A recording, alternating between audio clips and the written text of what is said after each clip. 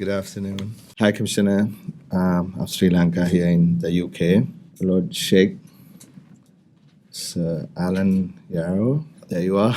Dr. Robert Burns, distinguished ladies and gentlemen. I'm indeed really glad that I took 2 days of the campaign. As most of you may know, we're in the middle of the presidential election. I did take the time off because it is such an important event for us. So I'm glad to see so many people here this afternoon. We're actually very proud to be here for this landmark investment promotion mission in London with a strong private sector delegation and the leaders of Board of Investment and of course our colleagues in the High Commission here. It'll be led by Her Excellency Manisha Gunasekara. With each passing year, Sri Lanka and Colombo to be specific becomes more interesting with multiple new initiatives getting underway. In a nutshell, a clean and livable city strategically located at the center of the Indian Ocean with unparalleled market access to South Asia and beyond with an abundance of talented workers. Dr. Barnes was just talking about 1,100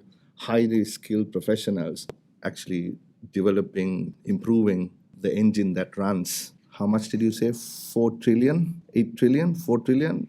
$8 trillion of trades in the last 10 years. Goes to show the ability of our folks back in Colombo. So that is what we offer. As you will hear during the course of my remarks, as well as those of the BOI chairman and the private sector, Sri Lanka should be very much on your radar for investments. And you will realize that it is advantageous for you to get in now. Before I proceed, I must make a brief side note about the politics that I just mentioned. Let me clearly emphasize, do not let the domestic politics and what you read in the news distract you from what Sri Lanka has to offer from a commercial perspective. Like any democracy and any emerging market, Sri Lanka has its fair share of challenges and political twists and turns. In fact, not just in emerging markets like ours, but even right here in the oldest democracy in the world, we are seeing great political turmoil. But two things remain certain and remain clear throughout. One is the ample business opportunities that are available in Sri Lanka to be leveraged across the fastest growing region right now. And two is the commitment of our government and whoever the government will be after the 16th of November. We hope it is us, but one can never be so certain. Nevertheless, government will welcome foreign investors and help them succeed. Sri Lanka is now on a path of progress towards an economy that will become an important hub in the Indian Ocean and an attractive place for business in Asia. Our government has taken numerous initiatives to stabilize and reorient the economy. I'm sure our senior deputy governor of the central bank would shed more light. And across government, we are focusing on reform initiatives to catalyze growth and create better jobs for our people. We have recovered fast from the tragic Easter Sunday bombings and brought the security situation well under control in a short period of time. Forward bookings for tourist arrivals have nearly recovered fully, yet we are not taking security for granted and remain vigilant and focused on keeping our citizens and our visitors safe. At the heart of the Sri Lanka opportunity is that a foreign business locating in Sri Lanka would be able to access a market of nearly 3.5 billion people on preferential terms. We are probably one of the very few countries in the world that can claim this. Let me elaborate on this. 3 key elements that make Sri Lanka opportunity a compelling reason for you to invest. The first is that through Sri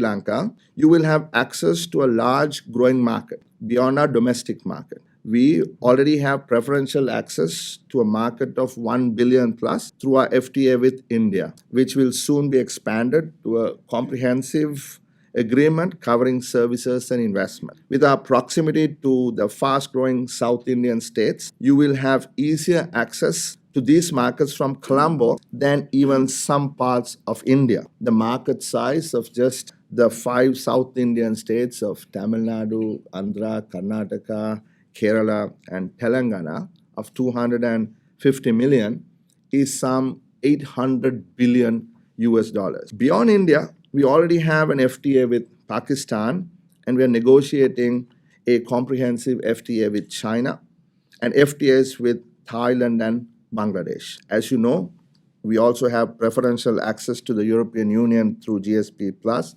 trade concessions on over 6,000 tariff lines, and we have GSP access to USA. Just before this meeting, we had the pleasure of meeting Connor Burns, your minister, and discussed what may happen to GSP Plus if UK exits with no deal. And we are happy to learn that there is a strategy in place, and for Sri Lankan exporters, it wouldn't be a dramatic change from what they are in today. So we're working on further improvements in what possibly could be a new working relationship after Brexit. And hopefully, if there is a deal, then that helps us a lot of headaches on both sides. Together, Sri Lanka's opportunity is not just the 20 million domestic market, but like I said, the massive 3.5 billion. Last year, we signed a landmark free trade agreement with Singapore, which goes beyond goods to include services, investment, e-commerce, government procurement, telecoms, financial services, and economic cooperation. To have done our first comprehensive agreement with a country like Singapore, regarded as being one of the most open and liberalized economies and having high-quality institutions, is quite an impressive achievement and an especially important milestone for our country. It demonstrates our commitment to bring about a modern and open economic infrastructure. These are only a part of our ongoing comprehensive trade policy reform program. The government is unilaterally reducing various non-tariff barriers erected over the years. Yesterday, we had the opportunity to have a cup of coffee and a chat with Liam Fox, and he was telling me, look, Harsha, it is not about what's on the book, the tariffs, but the non-tariff barriers. And these are the para-tariffs that have been, put on by protectionist regimes in the past that we are eliminating completely.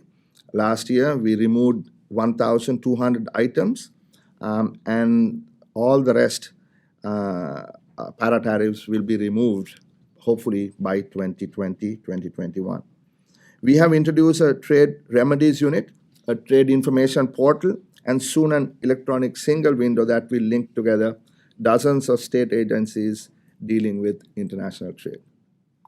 The second aspect that makes Sri Lanka opportunity compelling is that Sri Lanka is perhaps the best place to take advantage of this growing market rather than any other country in this region. The linchpin in this, of course, is a fantastic geographic location. From a location and logistics standpoint, we are the gateway between East and West, strategically located with access to major air and sea routes. The Colombo port is ranked as the 13th best connected port in the world and the 23rd best overall port in the world. With 33 major shipping lines calling at the port and highly efficient private sector terminal operators, your freight costs are kept low. All three of our ports, Colombo, Hambantota, and Trincomalee, can cater to the latest, what's called Triple class ships. And the Colombo airport has flight connectivity to 100 cities around the world. But let me tell you, I wish those were much more convenient than they are now.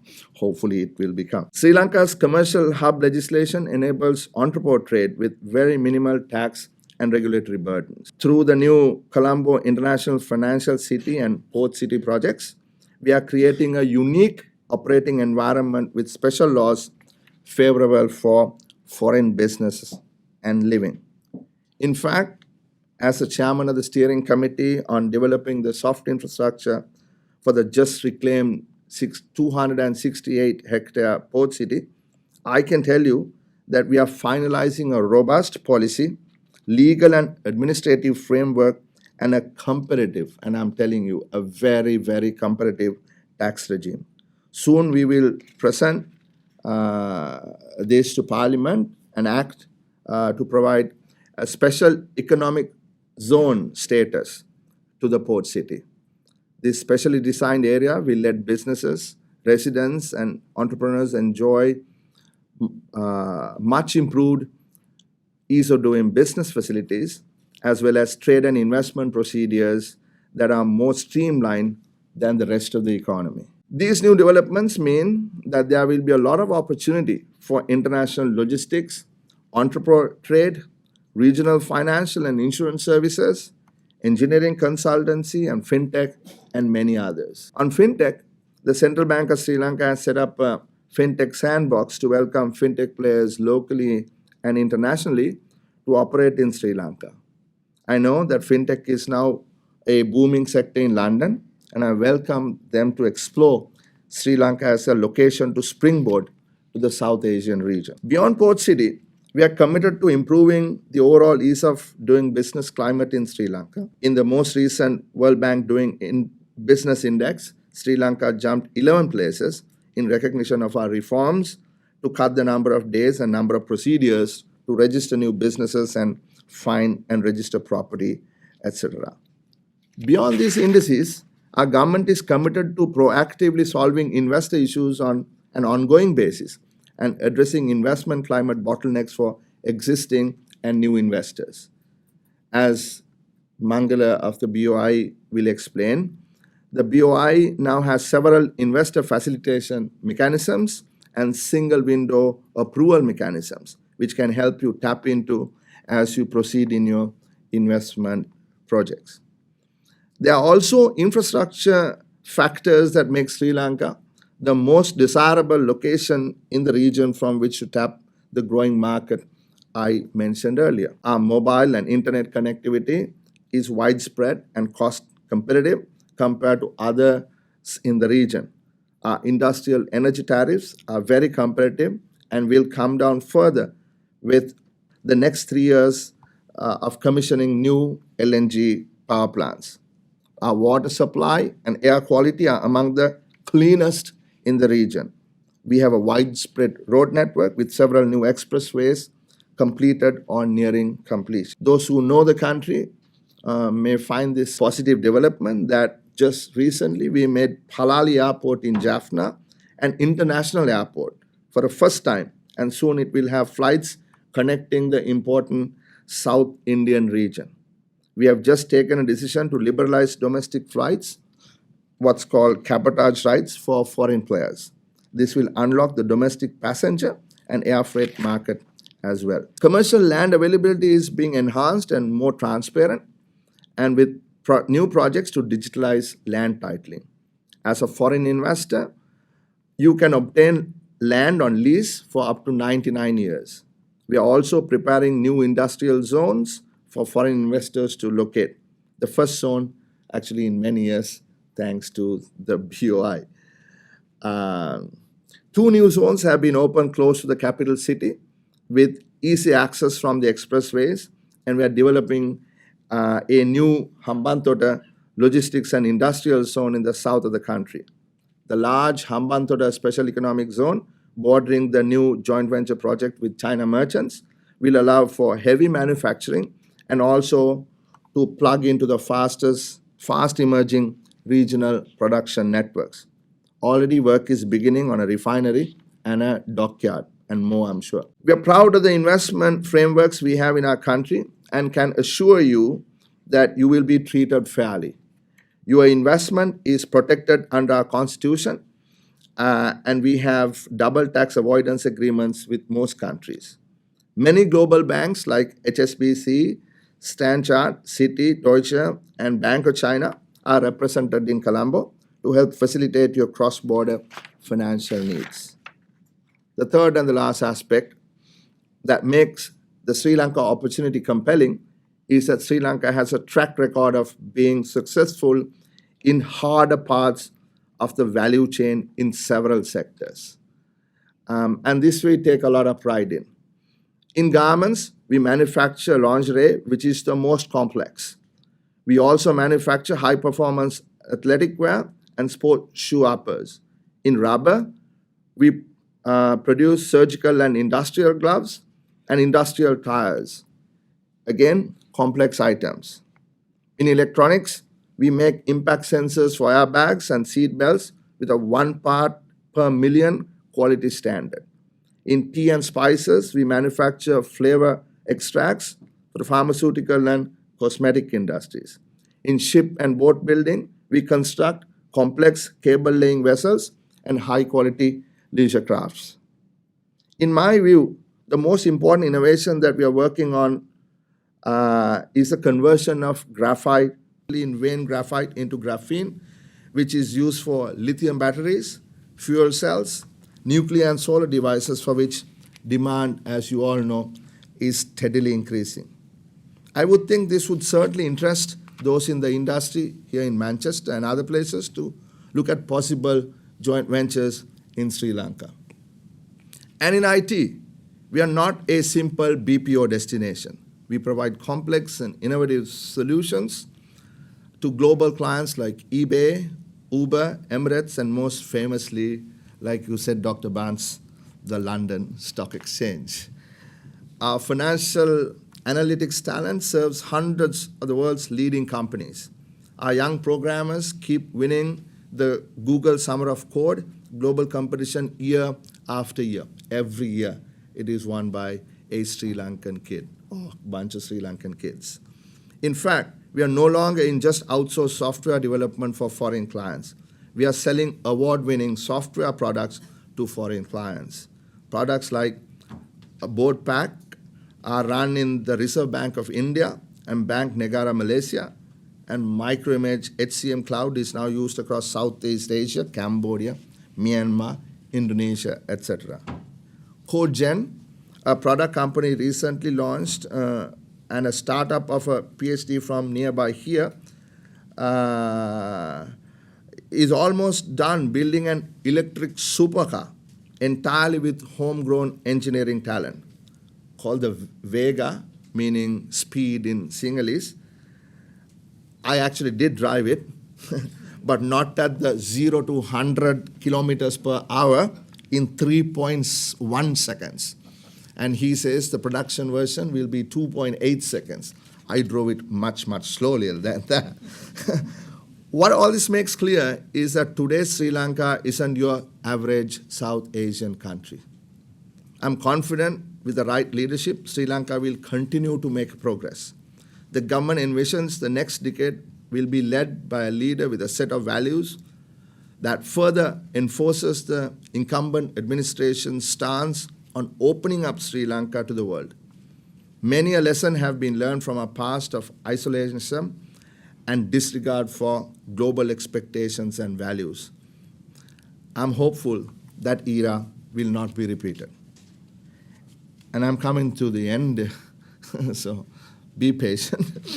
As the Board of Investment will highlight later during this event, we are keen to find international partners who can work with our private sector to build on these strengths, to reach global markets, bring in international capital, and bring in technology and know-how. You will find Sri Lankan private partners to be reliable, have clever management, and committed to good business practices. My dear friend, Mr. Vish Govindasamy, is representing the Ceylon Chamber of Commerce here, and there are other key private sector players here who you can engage with. These aren't just cosmetic features anymore. As you will no doubt agree, these aspects are now integral to investment decisions. Sri Lankan businesses have good financial reporting standards, practice good corporate accountability, and are embracing environmental sustainability wholeheartedly. In conclusion, let me reiterate that Sri Lanka offers you a unique opportunity from which to grow your business in the South Asian and Indian Ocean region. In Sri Lanka, you will discover a stable macroeconomic climate, a fantastic geographic location, a pleasant living environment, business partners that value good business practices, and a highly trainable workforce. I encourage you to come and invest in Sri Lanka now and take advantage of this emerging gateway to South Asia, Europe, and Africa. Sri Lanka is truly the new hub in the Indian Ocean, and we are ready to welcome you. Thank you, and I wish you a very productive forum later this afternoon.